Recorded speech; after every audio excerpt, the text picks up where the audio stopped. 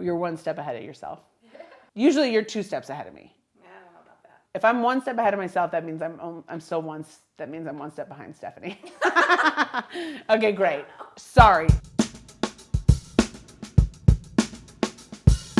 Working with contractors is fantastic. Contractors make a small business possible because you only have to pay them when there is a sale. That's what I love about contractors.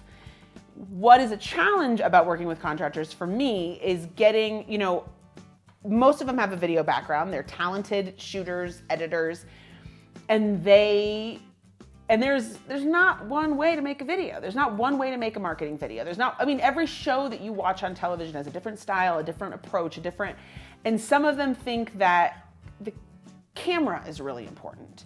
And the camera is important, but we serve a specific kind of client and we have a specific kind of product. So when we go and selling the time is sometimes equally as important as selling the money in the video.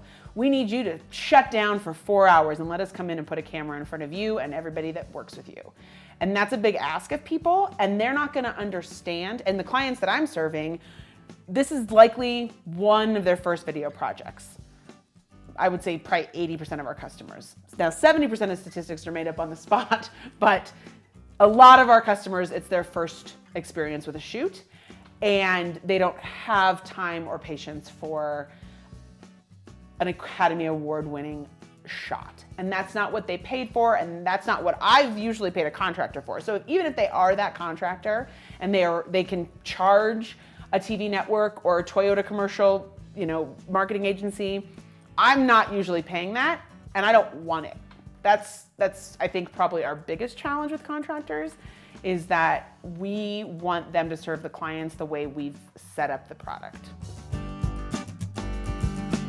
Worked with enough contractors now. I feel like we have contractors that we know would be really good for a specific type of shoot. So talk a little bit about that.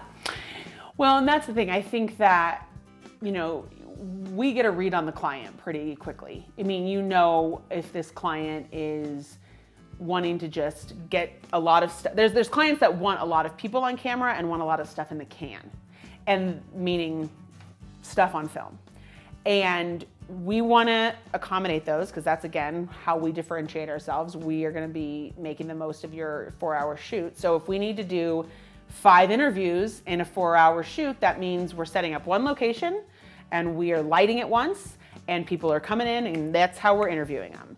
That is not the same thing as the person that has sent us a video that has a lot of really artistic shots and they want it to look really cool and stylistic. And when a client like that hires us, it's not even necessarily that we need a different contractor, but we need a different approach. I'm thinking of one in particular where we had one interview. I think it ended up being 2. I wasn't there. You guys were. But then the rest of the day was shooting B-roll. And you took your time with B-roll, and it was and so if we know that we can probably, I would say in a lot of cases, Erica's our best case scenario for those lots of interviews, just because she gets it. Being personable with the client is really important. Or we just make sure and communicate that to our shooters. Yeah. And if we have problems with them, that does become a problem with our contractor, because we need them to know that what we've set up with the client is more important than what the shooter wants. Right. Full-time hires. That's what we're talking about in next week's Behind the Stream.